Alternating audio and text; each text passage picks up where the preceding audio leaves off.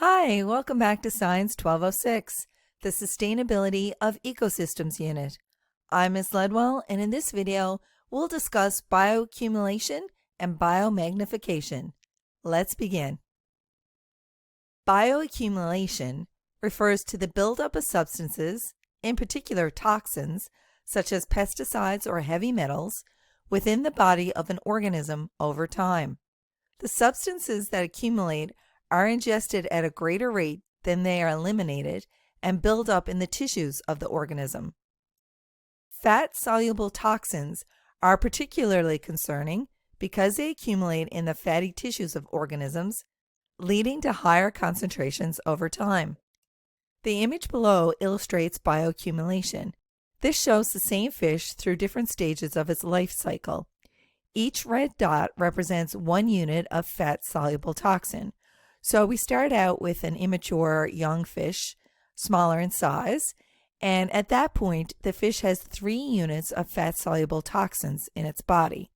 Then the fish gets to be partially grown, a little bit bigger, and at this point, it has 9 units of fat-soluble toxin. When the fish becomes a full-grown adult, we see that it has many units of fat-soluble toxin. So the fish has accumulated this toxin in its fatty tissues over time. Biomagnification refers to the progressive increase in the concentration of a toxin as it moves up the food chain from one trophic level to the next. Biomagnification can occur when predators eat prey that has accumulated toxins in their bodies. Since every organism eats far more than its body mass in food, the tiny amounts found in each organism in the lower levels of the food web began to accumulate in greater concentrations in species located at higher trophic levels. As a result, organisms at higher trophic levels generally have higher concentrations of accumulated toxins than those at lower levels. So in our image, we have an owl, and at this point, the owl's eating 4 mice. So let's say each of these mice have 1 unit of toxin in their bodies. Well, if the owl eats 4 of these mice, then the owl is going to have 4 units of toxins in its body.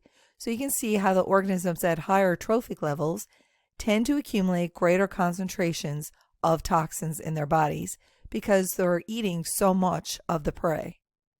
Here's another diagram illustrating biomagnification.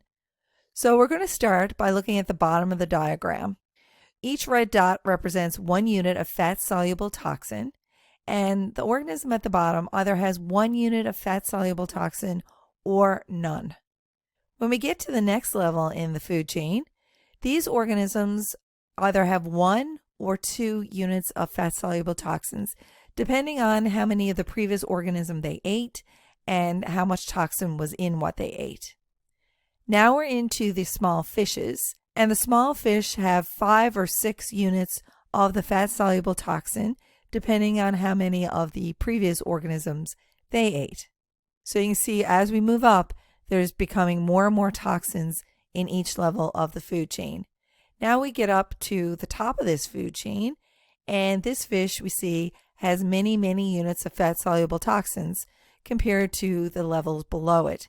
So this fish is going to eat many of these prey. Each time it eats one of these fish as prey, it's getting 5 or 6 units per fish that it consumes accumulate in its body.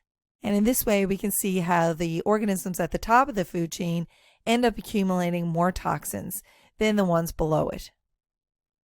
Let's look at some examples of toxins that may lead to bioaccumulation and biomagnification.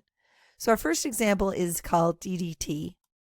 DDT, dichloryl diphenyl trichloroethane, is a synthetic insecticide that is well known for its effectiveness in eliminating pests and for its environmental impact, particularly in terms of bioaccumulation and biomagnification.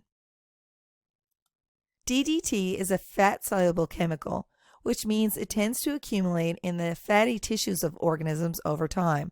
So this means it bioaccumulates, or bioaccumulation occurs. This characteristic of DDT also leads to biomagnification. As predators eat many prey containing DDT, the concentration of DDT increases in the organisms at higher trophic levels. Top predators, such as birds of prey, accumulate high levels of DDT. DDT was banned in Canada in the 1970s, but prior to the ban, DDT led to thinner eggshells, reduced reproductive success, and significant population declines in birds of prey like the bald eagle and peregrine falcon. Pause here and watch the short video clip called The Effects of DDT on Peregrine Falcons in Brightspace. You'll find it in the same area as you found the instructional videos. After you've watched this short clip, please resume this instructional video. Let's look at a diagram showing the biomagnification of DDT. So we'll start at the bottom. We have DDT in water, and in water it's present in 0.000003 parts per million. In zooplankton, or it could be pronounced zooplankton, you have 0.04 parts per million. The DDT concentration of small fish is 0.5 parts per million. In large fish, we have 2 parts per million. And then the amount of DDT in fish-eating birds, like eagles, is 25 parts per million. So from the concentration found in water to the concentration in the fish-eating birds, like eagles, there's a DDT concentration increase of 10 million times. So we can see how this toxin bioaccumulates. The next toxin we're going to look at is PCBs. PCBs, which is short for polychlorinated biphenyls, are a type of chemical that was once commonly used in industrial applications, such as transformers. Similar to DDT, the use of PCBs can lead to bioaccumulation and biomagnification in ecosystems. Peregrine falcons, which were adversely affected by DDT and PCBs, have gradually increased in population numbers following the ban of these chemicals in Canada. Now it's time to review. Please complete the learning activities for this lesson, then take a break from your screen before continuing on to the next lesson.